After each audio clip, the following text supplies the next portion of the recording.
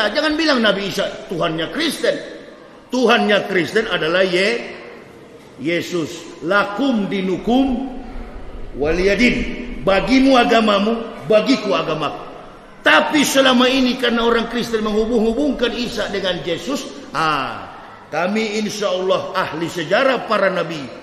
Saya sampaikan. Saya kalau nggak menguasai sejarah para nabi, nggak masuk Islam saya. Jadi saya diislamkan bukan oleh ibu bapak, bukan oleh orang Islam. Mana ada di Islam program Indomisasi? Ada nggak? Ada nggak program Indomisasi? Datang pikul Indomie, Abdullah, ini, Matius, ini ada Indomie, mau nggak masuk Islam? Nggak ada. Orang-orang bule di Amerika, astronot, nggak perlu Indomie. Makanan apa tuh Indomie? Cuma 2.000. Orang bule makan burger, mahal-mahal. Indomie nggak perlu. Mereka jenius, saintis, rohaniawan, agamawan. Mereka adalah businessman, businesswoman. Mereka adalah angkasawan, astronot, dan segala macam kemampuan spesialisasi ilmu yang ada di dunia. Mereka hidup dengan kemampuan ekonomi yang kuat. Beda dengan di Indonesia. Murtad karena mau kawin, murtad karena isi perut. Inilah umat Nabi. Kalau sudah miskin, kalau sudah kufur pasti, kalau sudah tidak punya kemampuan apa-apa, kemudian datang orang-orang yang mendangkalkan akidah, yang memurtadkan, sekali langsung dimurtadkan. Itulah program pemurtadan.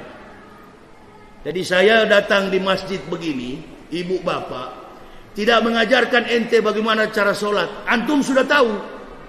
Mau buka kaki lebar-lebar seperti taekwondo, silakan. Mau buka kaki, mau jepit begini juga boleh, silakan. Tapi jangan terlalu lama, nanti kaos lampu yang bisa pecah. Kan begitu. Apa yang beda di Islam ini?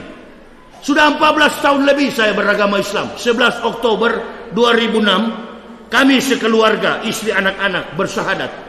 Sampai hari ini kami tetap kuat dalam pengakuan Islam. Islam bukan sekadar agama. Islam ini adalah kehidupan setelah mati. Apa istilah orang Muhammadiyah itu? Way of life.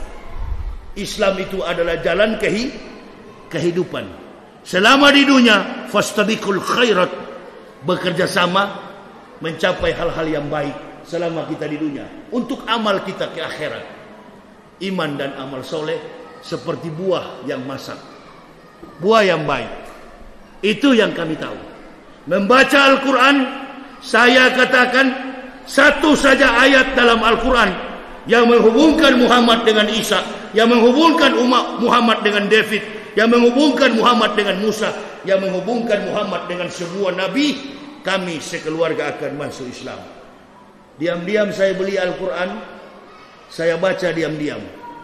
Saya bangun bangunan kecil di samping rumah pendeta, saya bilang sama bini saya, jangan ke situ kamu. Kenapa? Setiap jam 9 pagi saya jumpa dengan Yesus. Dia percaya juga. Padahal saya diam di situ mau baca Al-Quran. Ahli kitab itu gengsinya tinggi.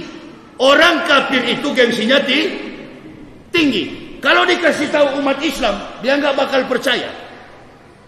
Makanya mustahil kalau ada program Islamisasi. Itulah sebabnya ibu bapak saudaraku rahimakumullah, orang yang masuk Islam itu kebanyakan orang-orang yang hebat, pemikir, saintis, orang-orang yang hartanya sudah tidak tertampung, dan mereka mencari kegelisahan diri, membutuhkan kehidupan rohani. Di Amerika, di mana-mana, siapa yang pernah berjalan ke Amerika? Di emperan pinggiran-pinggiran kota New York sampai ke Boston, jalan sampai ke Chicago, semua kota-kota besar yang ada di Amerika. Lihat hari Minggu pagi, ada nggak orang ke gereja? Ada nggak orang masuk gereja? Nggak pernah ada. Gereja dijual, dijadikan diskotik.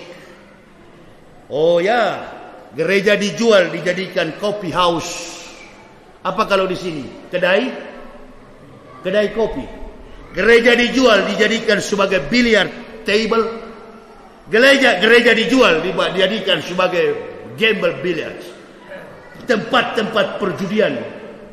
Gereja dijual, dijadikan sebagai restoran. Pendeta sudah tak punya pemasukan, jual gereja.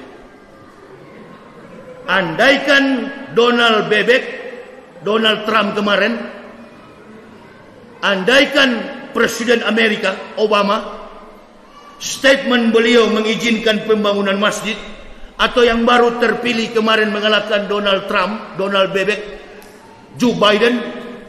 Kalau Biden mengizinkan umat Islam bangun masjid di Amerika, insya Allah bangunan-bangunan pencakar langit termasuk Trump Tower itu dikalahkan oleh masjid.